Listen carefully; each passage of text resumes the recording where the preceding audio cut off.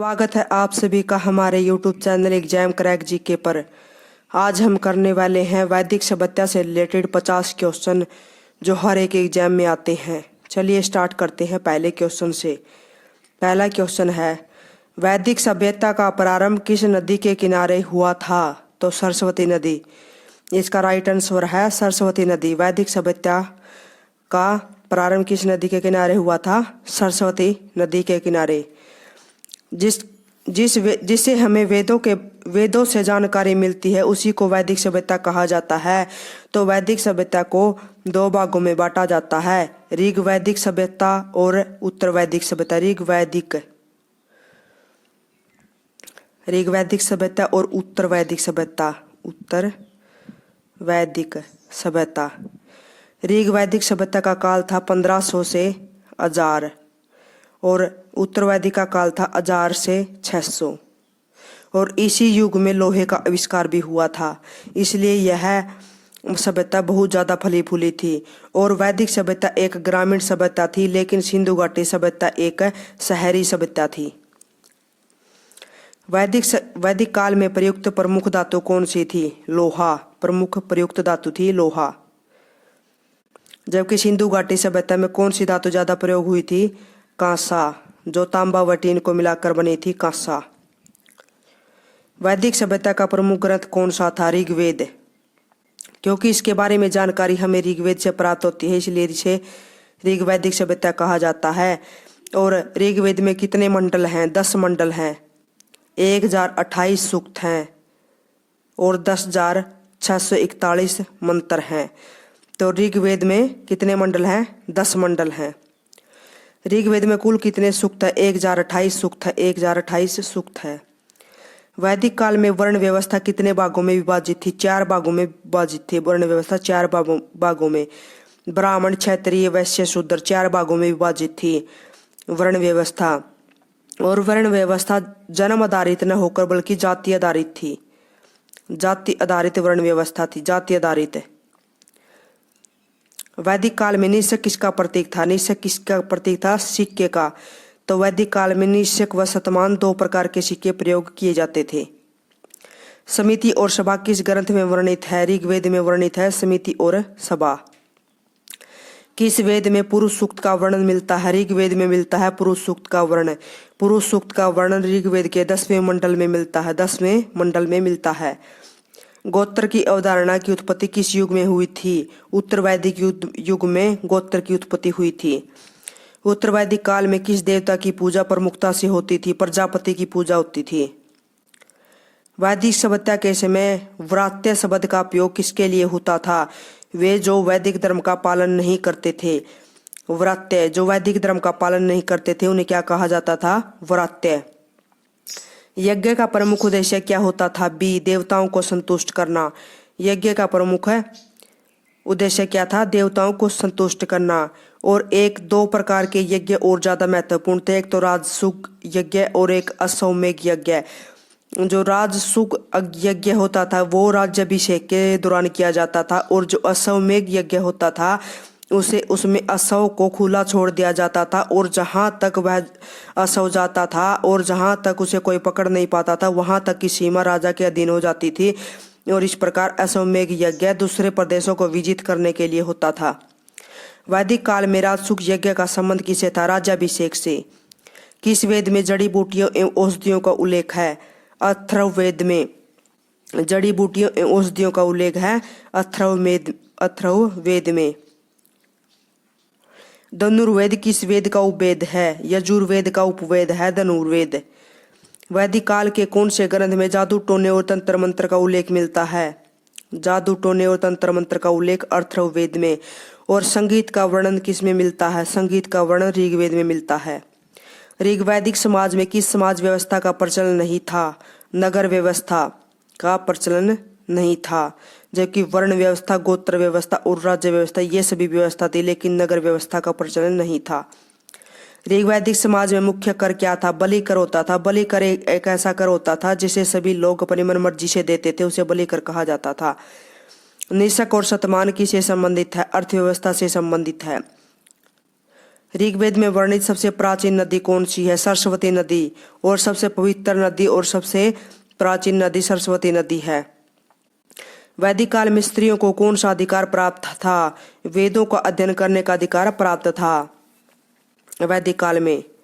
और किस ऋषि ने नासदीय सूक्त की रचना की थी? अज्ञात ने नासदीय सूक्त की रचना की थी। वैदिक काल के किस अंग में गणित का विवरण मिलता है? वेदांग में गणित का विवरण मिलता है। वेदांग कितने थे? 6 थे। संविदा किससे संबंधित थी? यज्ञ सामग्री को संविदा कहा जाता था। वैदिक काल में किस नदी को नदी नाम शिरोमहान कहा गया है? सिंधु नदी को। ऋग्वेद के किस मंडल को सबसे प्राचीन माना जाता है? पहले मंडल को सबसे प्राचीन माना जाता है। ऋग्वेद के किस मंडल को सबसे प्राचीन माना जाता है? पहले मंडल को। वैदिक काल में विश्वामित्र किस प्रकार के ऋषि थे? राजर्षि ऋषि थे। विश्वामित्र राजर्षि ऋषि। वैदिक समाज का प्रमुख आधार था ग्राम। ऋग्वेद में कुल कितने सूक्त है? 1028 सूक्त। ऋग्वेद में वर्ण व्यवस्था का आधार क्या था? गुण और कर्म आधारित व्यवस्था थी वर्ण व्यवस्था, क्योंकि जो पहले व्यवस्था होती थी वो जन्म आधारित होती थी, लेकिन ऋग्वेद में जो व्यवस्था थी वो जात कर्म के आधार पर व्यवस्था थी। ब्राह्मण, क्षत्रिय, वैश्य, शूद्र। ब्राह्मण जो होते थे वो सबसे ऊपर होते थे, यज्ञ करते थे राजाओं के लिए और धन प्राप्त करते थे। ब्राह्मण के बाद में क्षत्रिय आता है। क्षत्रिय जो थे जो युद्ध करते थे, इलाकों को विजित करते थे और जनता के लिए धन इकट्ठा करते थे। उसके पश्चात आता है वैश्य। वैश्य होते थे जो खेती बाड़ी करते थे, अपना कारोबार चलाते थे, उसे वैश्य कहा जाता था। और फिर शूद्र होता था जो ऊपर के तीनों वर्ण थे उनके लिए काम करते थे, उनको शूद्र कहा जाता था। और उन्हें वेदों को पढ़ने का भी अधिकार नहीं था। ऋग्वेद में पंचजना शब्द का क्या अर्थ है? 5 जनजातियां। उत्तर वैदिक काल में महाजनपदों के उदय का मुख्य कारण क्या था? लोहे के उपयोग के कृषि विस्तार। लोहे का उपयोग हुआ था उत्तर वैदिक काल में। ऋग्वेद में वर्णित 10 राज्य युद्ध में किस राजा की विजय हुई थी? सुदास। यह 10 राजाओं और सुदास के मध्य युद्ध हुआ था पुरुषोणी या रावी नदी के तट पर, जिसमें सुदास विजित हुए थे। किस वैदिक ग्रंथ में अथर्वर्ण और अंगिरा ऋषियों का वर्णन मिलता है? अथर्वर्ण और अंगिरा ऋषियों का वर्णन मिलता अथर्ववेद में। ऋग्वेद में किस नदी को सप्त सिंधु की जननी कहा जाता है? सरस्वती नदी को सप्त सिंधु की जननी कहा जाता है। वैदिक काल में नाच को किस नाम से जाना जाता था? यव। यव को के नाम से जाना जाता था। और यव को क्या कहा जाता था? जो का पुराना नाम था यव। वैदिक युग में शूद्रों के लिए कौन सा कार्य निर्धारित था? सेवा कार्य। जो ऊपर के तीनों वर्णों के लिए सेवा का कार्य करते थे उन्हें क्या कहा जाता था? शूद्र। अश्वमेध यज्ञ का उद्देश्य क्या था? राज्य की सीमाओं का विस्तार करना। अश्वमेध यज्ञ का उद्देश्य था राज्य की सीमाओं का विस्तार करना। वैदिक ऋचाओं की भाषा कौन सी थी? संस्कृत थी, क्योंकि जो वेद थे वह संस्कृत में लिखे गए थे, तो इनकी भाषा क्या थी? संस्कृत थी। राजा के निर्वाचन में किस सभा की भूमिका महत्वपूर्ण होती थी? समिति की, क्योंकि अथर्ववेद में 2 चीजों का वर्णन किया गया है, सभा और समिति। सभा व समिति। समिति का वर्णन किया गया है। सभा होती थी आम लोगों के लिए कार्य करती थी सभा, और समिति होती थी जो राजा को सलाह मशवरा देने के लिए काम आती थी, समिति। विदत का क्या कार्य था? धार्मिक कार्य। विदत धार्मिक कार्य था। वैदिक साहित्य के कौन से भाग को कर्मकांड भाग कहा जाता है? ब्राह्मण को कर्मकांड भाग कहा जाता है। ब्राह्मण को कर्मकांड भाग कहा जाता है क्योंकि ये कर्मकांड करने और जादू तोड़ना, मंत्र यज्ञ करने आदि के काम आते थे ब्राह्मण, इसलिए इनको कर्मकांड भाग कहा जाता है। वैदिक काल में पितृसत्तात के प्रमाण किससे मिलते हैं? ऋग्वेद से, क्योंकि जो वैदिक सभ्यता थी वो एक पितृसत्तात्मक मानी जाती है।